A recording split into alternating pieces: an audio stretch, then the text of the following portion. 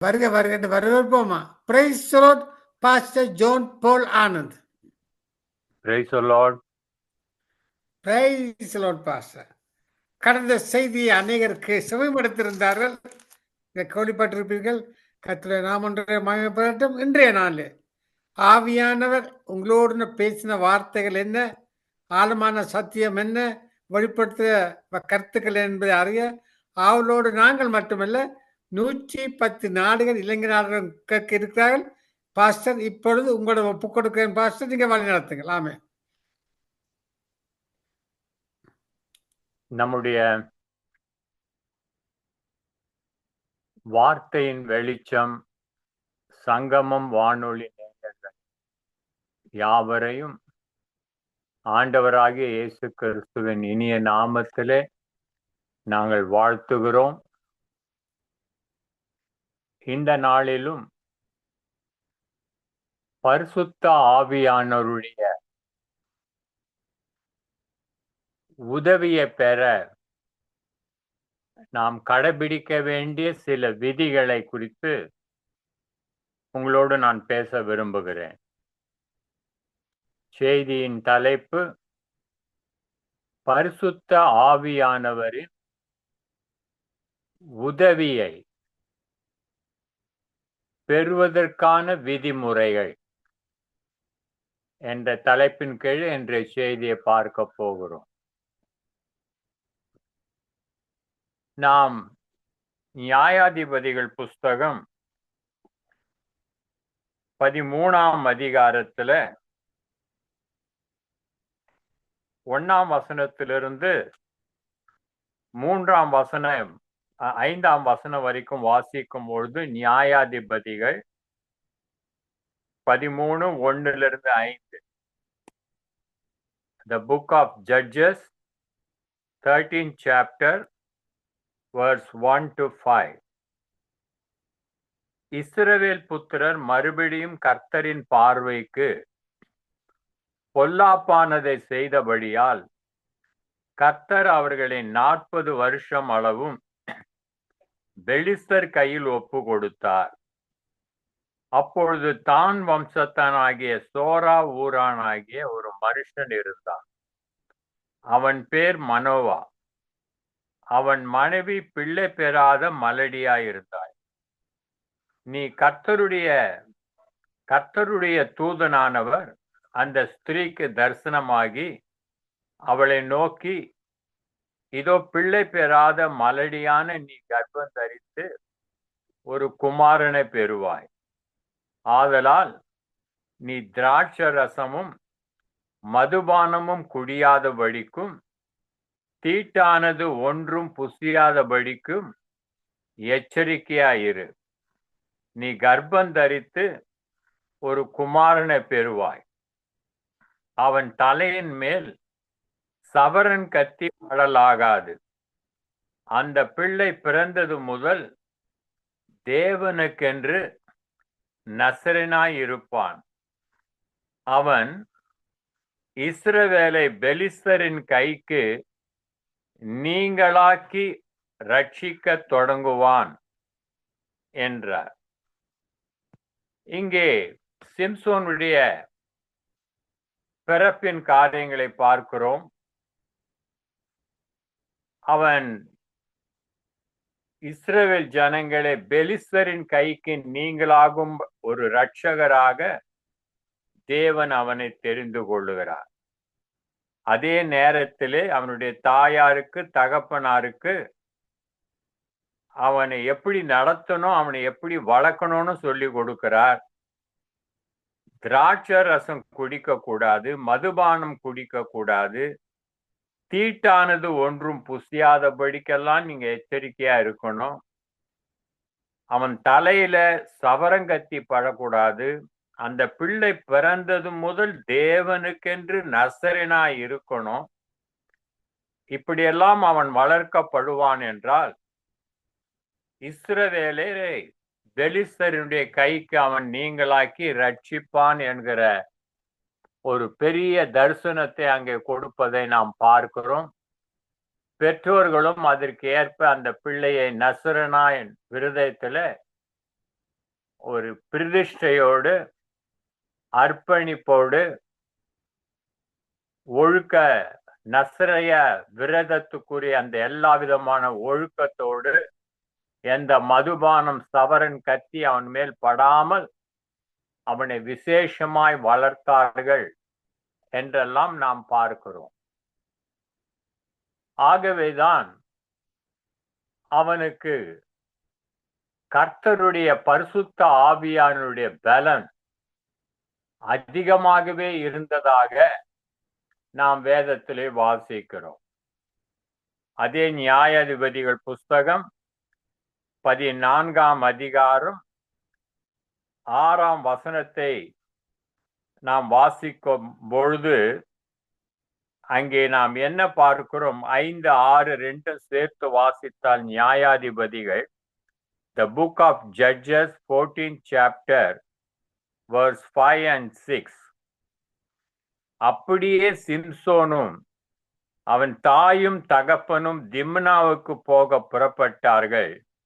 அவர்கள் திம்னா ஊர் திராட்சை தோட்டங்கள் மட்டும் வந்தபோது இதோ கர்ஜிக்கிற பாலசிங்கம் ஒன்று அவனுக்கு எதிராக வந்தது.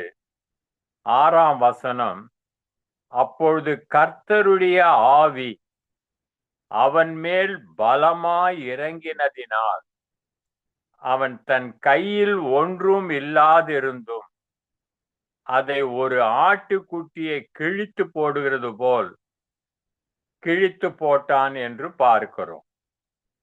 இந்த செய்தியை கேட்கிற தேவ ஜனமே, இன்றைக்கு கூட உங்கள் கையில என் கையில ஒன்றும் இல்லாமல் இருக்கலாம். நம்மால் ஏதும் செய்யக்கூடாத ஒரு சூழ்நிலையில இருக்கலாம். ஆனால் நமக்கு மட்டும் இந்த சிம்சோனுக்கு இருந்த அந்த கிருபை, கர்த்தருடைய ஆவியானவர் அவன் மேல் பலமாய் இறங்கின அந்த கிருபை நம் கையில இருந்தால் அது போதும். என்னதான் பாலசிங்கம் நம்மை எதிர்த்து வந்தாலும் அதெல்லாம் ஒரு ஆட்டுக்குட்டியை நாம் அவன் கிழித்து போட்டது போல நம்மாலும் அதை செய்ய முடியும்.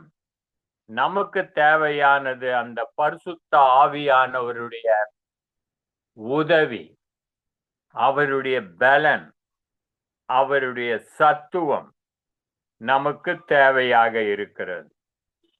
சகரியாவின் புஸ்தகம் 4ஆம் அதிகாரம் 6ஆம் வசனத்தில் கூட நாம் அதைத்தான் வாசிக்கிறோம். The book of Zechariah 4th chapter verse 6. பலத்தினால் அல்ல, பராக்கிரமத்தினால் அல்ல, என்னுடைய ஆவியினால் ஆகும் என்று சேனைகளின் கர்த்தர் சொல்லுகிறார் என்று பார்க்கிறோம். ஆகவே நம்ம சொந்த பலத்திலே ஆன்மீக காரியங்களை சாதிக்க முடியாது. நம்முடைய சொந்த பராக்கிரமத்தினாலே, அனுபவத்தினாலே அல்லது வேதாகம அறிவு நமக்கு இருக்கிறதுனால எல்லாவற்றையும் சாதிக்க முடியாது. ஏனென்றால் தேவனுடைய ராஜ்யத்தை நாம் பேச்சிலே ஸ்தாபிக்க முடியாது. தேவனுடைய ராஜ்யத்தை தேவ பலத்தினால், தேவ ஆவியினால் மட்டும்தான் நம்மால் சாதிக்க முடியும். ஆகவே தான் இந்த பரிசுத்த ஆவியானவருடைய உன்னத பலன், சக்தி, திறன், ஆற்றல், உதவி நமக்கு எந்த நேரமும் தேவைப்படுகிற ஒரு காரியமாய் இருக்கிறது. தொடர்ந்து நியாயாதிபதிகள் புஸ்தகம் 15ஆம் அதிகாரத்துல நாம் வாசித்து பார்க்கும் பொழுது அங்கே என்ன பார்க்கிறோம்? 14ஆம் வசனத்திலே the book of Judges 15th chapter verse 14 and 15 வாசிக்கும் பொழுது, அவன் லேகி வரைக்கும் வந்து சேர்ந்த பொழுது பெலிஸ்தர் அவனுக்கு விரோதமாய் ஆரவாரம் பண்ணினார்கள். அப்பொழுது கர்த்தருடைய ஆவி அவன் மேல் பலமாய் இறங்கினதினால் அவன் புயங்கள் கட்டி இருந்த கயிறுகள் நெருப்புப்பட்ட நூல் போல் ஆகி அவன் கட்டுகள் அவன் கைகளை விட்டு அறுத்து போயிற்று.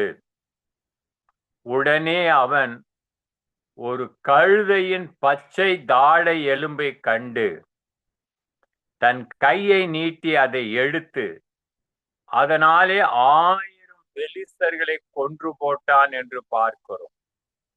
இதெல்லாம் ஒரு உலகில் பிரகாரமான சரீர பிரகாரமான மனிதன் செய்கிற காரியம் அல்ல. அங்கே முன்னாலே வாசித்தோம், பரிசுத்த ஆவியின் பலன் அவன் மேல் அதிகமாய் இறங்கும் பொழுது ஒரு பால சிங்கத்தையும் ஒரு ஆட்டுக்குட்டியை போல கிழித்து போடுவதை பார்க்கிறீர்கள். இப்பொழுதும் கர்த்தருடைய ஆவி அவன் மேல் பலமாய் இறங்கும் பொழுது அவனை என்னதான் பலமான கயிறினால் கட்டிப்பட்டிருந்தால் கூட அந்த நெருப்புப்பட்ட நூலை போல அது கழண்டு போய் இப்பொழுது ஒரு சாதாரண ஒரு கழுதையின் பச்சை தாடை எலும்பை கொண்டு 1000 பெலிஸ்தர்களை சத்துருக்களை அவன் வீழ்த்தினான்.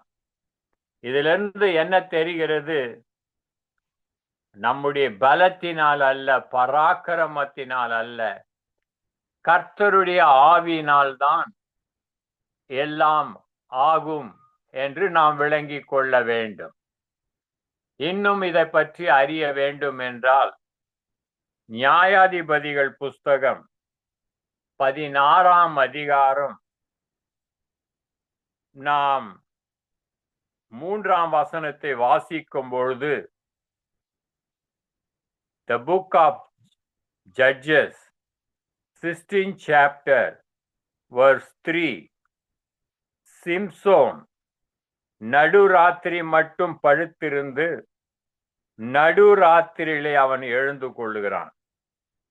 பட்டணத்தின் வாசல் கதவுகளை அதன் 2 நிலைகளையும் பிடித்து தாழ்பாலோடு கூட பேர்த்து தன் தோளின் மேல் வைத்து எப்ரோனுக்கு இருக்கிற மலை உச்சிக்கு அவன் சுமந்து செல்கிறான் என்று பார்க்கிறோம். பொழுது வரைக்கும் அவன் அங்கே காத்திருப்பான் என்றால் அந்த ஜனங்கள் அவனை கொன்று போட்டிருப்பார்கள். அங்கே 16:2 நியாயாதிபதிகள் 16:2 Judges 16 verse 2 அப்பொழுது சிம்சோன் இங்கே வந்திருக்கிறான் என்று காசா ஊருக்கு சொல்லப்பட்டது. அவர்கள் காலையில வெளிச்சமாகிற போது அவனை கொன்று போடுவோம் என்று சொல்லி அவனை வளைத்து கொண்டு முழுதும் அவனுக்காய் பட்டண வாசலில் பதிவிருந்து முழுதும் பேசாதிருந்தார்கள். அந்த ராத்திரி எல்லாம் அவனை சுற்றி வளைத்து கொண்டார்கள். அவன் இனி தப்ப முடியாது. பொழுது வெடியுமானால் அவன் உயிருக்கு ஆபத்து. ஆனால் அவனோ அதற்கு முன்பாகவே நடுராத்திரியிலே அவன் எழுந்து கொள்ளுகிறான். பட்டணத்தின் வாசல் கதவுகளை அப்படியே பெயர்க்கிறான். ஒரு வீட்டின் வாசல் கதவுகளை பெயர்ப்பது என்பதே முடியாத காரியம். ஆனால் இவனோ பட்டணத்தின் வாசல்களின் கதவுகளை அப்படியே பெயர்க்கிறான். பட்டணத்தின் வாசல் கதவுகளை மட்டுமல்ல, 2 பக்கமும் இருக்கிற நிலைகளையும் பிடித்து அந்த தாழ்பாள்களோடு அப்படியே தூக்கி விடுகிறான் என்று பார்க்கிறோம். அப்போது அவனுக்கு எந்த அளவுக்கு ஆவிக்குரிய ஒத்தாசை பலன் அவன் மேல் இருந்தது என்பதை இதிலிருந்து நாம் விளங்கி கொள்ளலாம். இப்படிப்பட்ட ஒரு அபிஷேகம் தேவ பலன் நம்மேல் இருக்குமானால் சாத்தியம் இல்லாதவைகளையும் நம்மால் சாத்தியமாக்க முடியும். மற்ற மனிதர்களால் சாதிக்க முடியாதவைகளையும் நாம் சாதித்து காண்பிக்க முடியும். ஆகவே இவன் என்ன செய்தான்? அப்படியே அவைகளை பெயர்த்து கொண்டு தன் தோளின் மேல் வைத்துக் கொள்கிறான் என்று பார்க்கிறோம். தோள் மேல் வைத்து கொண்டு இந்த காசாலிருந்து எதிரே இருக்கிற மலையின் உச்சிக்கு போகிறான். நல்ல கவனிங்க, எவ்வளவு வெயிட் இருக்கும் பாருங்க. அந்த காலத்து கோட்டைகள், அந்த காலத்து கோயில்கள், அந்த காலத்து பட்டணத்தின் வாசல்கள் எல்லாம் எவ்வளவு கம்பீரமா, உயரமா, கனமா, ஸ்ட்ராங்கா இருக்கும். அப்படியாப்பட்டவைகளையும் அவன் பேர்த்து தன் தோளின் மேல வைத்துக்கிட்டு காசாலிருந்து எப்ரோன் வரைக்கும் போறான். அங்கே எப்ரோன் கூட தரையில போய் எங்கே வைக்கல, மலை உச்சிக்கு தூக்கிட்டு போறான் அவளை வெயிட்ட. பரிசுத்த ஆவியானவர் வரும் பொழுது எதுவும் நம்மால் சாத்தியமாக முடியும். இங்கே நாம் சரித்திர ரீதியாக பார்க்கும் பொழுது இந்த காசாவுக்கும் எபிரேயர் அந்த மலையின் உச்சிக்கும் உள்ள தூரம் எவ்வளவு என்று கணக்கிட்டு பார்ப்போம் என்றால் 32 கிலோமீட்டர் தூரம் அது. அப்ப நினைத்து பாருங்க, அவ்வளவு வெயிட்டையும் இந்த ஒரு ஆளே தன் முதுகு பின்னால வைத்துக்கிட்டு சுமந்துகிட்டு அங்க போறான்னா 32 கிலோமீட்டர். எவ்வளவு பெரிய பலன் அது, தேவ பலன் அது, எவ்வளவு பெரிய காரியம். ஆகவே அந்த பெலிஸ்தருடைய எல்லையை விட்டு இஸ்ரவேல் எல்லைக்கு அந்த 32 கிலோமீட்டர் அவன் சுமந்து கொண்டு போன இந்த காரியத்தை பார்க்கிறோம். வேற விதத்துல சொல்ல போனால், Samson had an extraordinary spirit power.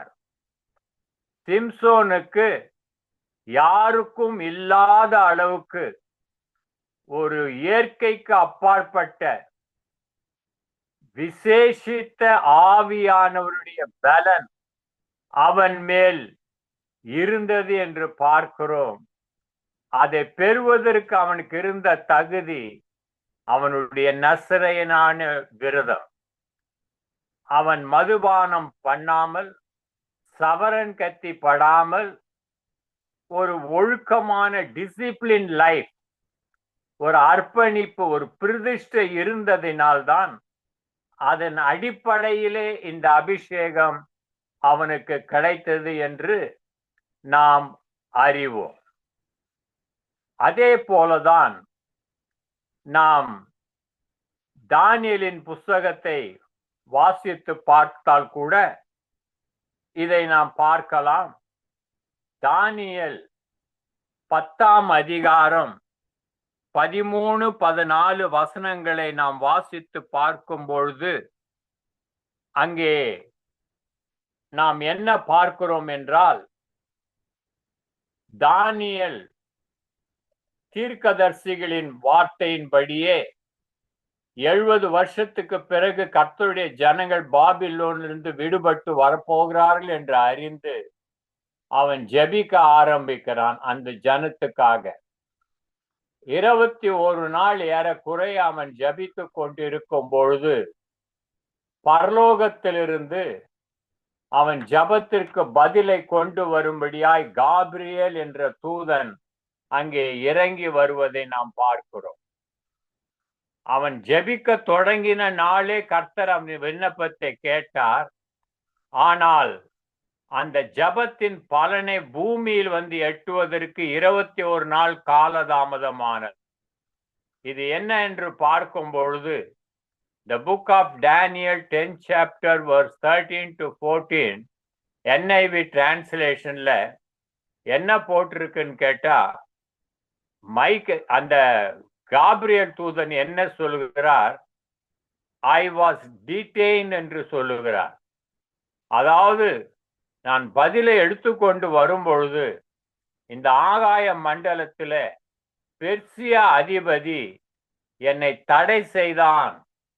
இன்னொரு விதத்துல சொல்லும் போது அவன் என்னை கைது செய்தான், என்னை அரெஸ்ட் பண்ணினான் என்ற ஒரு டிரான்ஸ்லேஷன்ல இருக்கிறது. ஆனாலும் தாவீது விட்டபாடில்லை, அவன் தொடர்ந்து ஜெபிக்கிறான். அது 21 நாள் அல்ல, 30 நாள் ஆனாலும் 40 நாள் ஆனாலும் ஜபத்திற்கு பதில் கிடைக்கும் வரை ஜெபிக்க கூடியவன் தான் இந்த தானியேல். நல்ல வேளையாக அந்த 21 நாள் ஜபத்தோடு தொடர்ந்து அவன் ஜபித்ததினால மறுபடியுமாய் தேவன் அவன் ஜபத்தை கேட்டு இந்த காபிரியல் தூதனுக்கு உதவி செய்யும்படியாய் வானத்திலிருந்து மீகாவேல் என்கிற ஒரு போர் தூதனை விடுவித்து அனுப்பினார் என்று நாம் பார்க்கிறோம். இங்கே நாம் எல்லாரும் அறிவோம், இந்த தூதர்களை நாம் எப்படி செயல்படுத்துகிறோம் என்றால், சங்கீதங்களின் புஸ்தகம் 103ஆம் சங்கீதம் 20ஆம் வசனத்தை வாசிக்கும் பொழுது, the book of Psalm 103 verse 20, கர்த்தருடைய வார்த்தையை கேட்டு அவருடைய வசனத்தின்படி செய்கிற பலத்த சௌரியவான்களாகி அவருடைய தூதர்களே அவரை ஸ்தோத்திரியுங்கள் என்று சொல்லப்பட்டிருக்கிறது. இந்த தூதர்களுடைய பணி என்ன?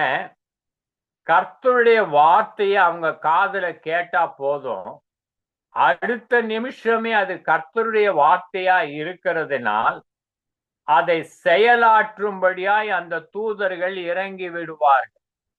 எரோமியா கர்த்தருடைய தீர்க்க தரிசனங்கள் நிறைவேறும்படியாய் கர்த்தருடைய வார்த்தை முன்னிட்டு அவன் ஜபத்திலே இருந்தபடியினால் அந்த வார்த்தை கர்த்தருடைய வார்த்தை என்று அறிந்த மாத்திரத்திலே இங்கே பரலோகத்திலிருந்து முதல்ல காபிரியல் வந்தார்.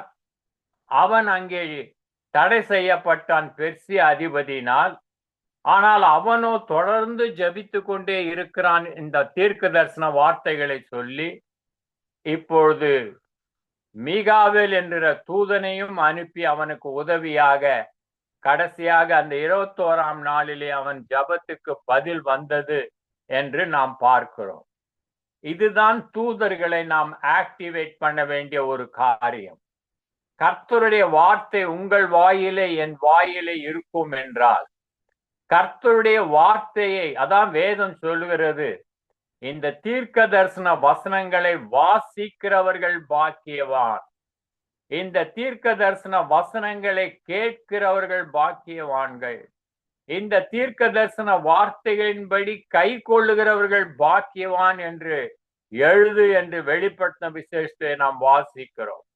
ஆகவே தான் ஒவ்வொரு நாளும் கர்த்தருடைய வார்த்தைகளை மிக சத்தமாய் நாம் வாசிக்க வேண்டும். அந்த கர்த்தருடைய வார்த்தைகளை தூதர்களை கேட்கும்படி செய்வோம் என்றால், அந்த தூதர்கள் கர்த்தருடைய வார்த்தையை கேட்ட பிறகு அவர்களால் சும்மா இருக்க முடியாது. அது கர்த்தருடைய வார்த்தை என்று அறிந்த உடனே அதை செய்யும்படியாக அவர்கள் இறங்கி வந்து விடுவார்கள். இப்படிதான் தூதர்களுடைய ஒத்தாசை, வானத்தின் ஆவியானுடைய ஒத்தாசை தானியேலுக்கு கிடைத்தது என்று நாம் பார்க்கிறோம். இன்னும் எலியாவினுடைய வாழ்க்கையிலே நாம் பார்க்கும் பொழுது அங்கே நாம் என்ன வாசிக்கிறோம்? 1 ராஜாக்கள் புஸ்தகத்தை நாம் எடுத்து வாசித்து பார்ப்போம் என்றால், அவன் 18ஆம் அதிகாரம் 45, 46 வசனங்கள் எல்லாம் வாசிக்கும் பொழுது அந்த எலியா அங்கே அந்த ராஜாவினிடத்தில், ஆகாப் ராஜா சொல்லுகிறார், இப்பொழுது மழை பெய்ய போகிறது என்று சொல்லி அவர் முழங்கால் படியிட்டு ஜெபித்தார் என்று நாம் பார்க்கிறோம். பரலோகத்தின் தேவனை நோக்கி மழை பெய்யும்படி அவர் ஜெபித்தார் என்று பார்க்கிறோம். 1 ராஜாக்கள் 18ஆம் அதிகாரம் 45, 46. பிறகு தன்னுடைய வேலைக்காரனை நோக்கி, நீ போய் சமுத்திர முகமா போய் பாரு என்று சொல்லுகிறார். அங்கே ஏதாவது அடையாளம் வந்திருக்கும் என்று சொல்லுகிறார். அவன் போய் பார்த்து ஒன்றும் இல்லை என்று முதல் முறை சொல்லுகிறான், 2ஆம் முறை சொல்லுகிறான். ஆனாலும் எலியா ஜபத்திலே சோர்ந்து போகல, அவனுக்கு தெரியும் ஜபத்திற்கு கட்டாயம் பதில் வரும் என்று சொல்லி, நீ போய் 7 முறை போய் நீ சொல்லு, போய் பாரு, சமுத்திர முகமாய் பாரு என்று திருப்பி திருப்பி அனுப்பினதை பார்க்கிறோம். சரித்திர கண்ணோட்டத்தின்படி நாம் பார்க்கும் பொழுது அந்த கர்மேல் மலையிலிருந்து அந்த சமுத்திர முகம் எவ்வளவு தூரம் என்று கணக்கிடுவோம் என்றால், அங்கிருந்து போய் வருவதற்கு கிட்டத்தட்ட ஒரு தடவை 1 மணி நேரம் 20 நிமிஷம் எடுக்கும்.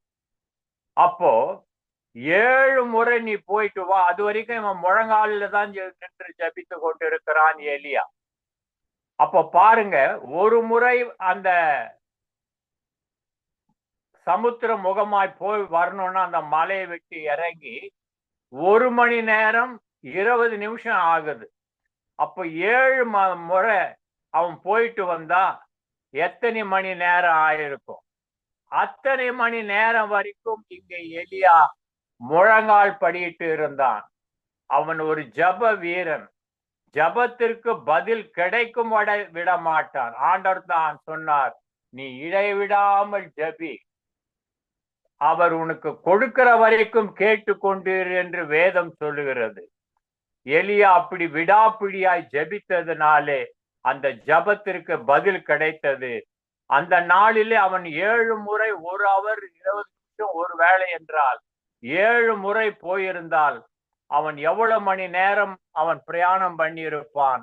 அவ்வளவு நேரமும் இவன் முழங்கால் படியிடுகிறான். ஒரு கணக்கிட்டு பார்ப்போம் என்றால் எலியா அந்த மழைக்காக 7 மணி நேரம் 10 மணி நேரம் வரை கூட அவன் ஜெபித்திருக்கிறான் என்று நாம் கணக்கிடலாம். இன்று தேவனால் பயன்படுத்தப்படுகிற எல்லா மகத்துவமான தேவ ஊழியர்கள், காடுடைய ஜெனரல் என்று சொல்லுகிறோமே, அவர்கள் எல்லாம் ஒரு நாளைக்கு 7 மணி நேரம் ஜெபிக்கிறவர்கள், 8 மணி நேரம் ஜெபிக்கிறவர்கள், இரவெல்லாம் ஜெபிக்கிறவர்கள், அந்தரங்கத்தில் இருக்கிற தேவனுக்கு பதில் வர்ற வரைக்கும் தங்களை ஜபத்திலே காத்திருந்து தேவ பலனை பெற்றுதான் அவர்கள் கர்த்தருக்கென்று மகத்துவமான காரியங்களை, சரித்திரங்களை படைத்தவர்களாய் இருக்கிறார்கள். இதனுடைய விதிமுறை என்ன? பரலோகத்தின் பலனை பெறுவதற்கு எசையாவின் புஸ்தகம் 40ஆம் அதிகாரம் 29 31 வசனங்களை வாசிப்போம் என்றால், the book of Isaiah 40th chapter verse 29 to 31 வாசித்தா, வாலிபரும் இடறி விடுவார்கள், இளைஞரும் சோர்ந்து போவார்கள், ஆனால் கர்த்தருக்கு காத்திருக்கிறவர்களுக்கு தான் புது பல.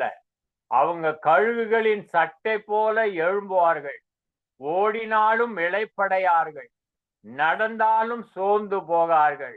எவ்வளவுக்கு எவ்வளவு ஒரு மனிதன் தேவ சமூகத்துல, ஆண்டவருடைய பிரசன்னத்துல, ஜபத்துல, துதியில, ஸ்தோத்திரத்துல, ஆராதனையில, நன்றி சொல்வதில், கர்த்தரை மகிமைப்படுத்துவதில், உயர்த்துவதில் நேரங்களை அதிகமாய் கர்த்தருடைய சமூகத்திலே காத்திருக்கிறார்களோ அவர்களுக்கு தான் ஒவ்வொரு நாளும் புது பலம் கிடைக்கும். அவங்க தான் சோர்ந்து போகாம, தளர்ந்து போகாம ஆன்மீக வாழ்க்கையிலே கர்த்தருக்கென்று அரும்பெரும் காரியங்களை செய்ய தகுதி உடையவர்கள். நாம் நன்றாக அறிவோம், இயேசு உயிர்த்தெழுந்த பிறகு அவர் சொன்னார், நீங்க போய் எருசலேமிலே காத்திருங்கள் என்று சொன்னார். நான் போய் பரலோகத்துக்கு போய் உங்களுக்காய் வேண்டிக் கொள்வேன். அப்போ பரிசுத்த ஆவியானுடைய உன்னத பலம் உங்க மேல இறங்கும். அதற்கு பிறகு நீங்க ஊழியம் செய்யலாம் என்று சொல்லி போனார்.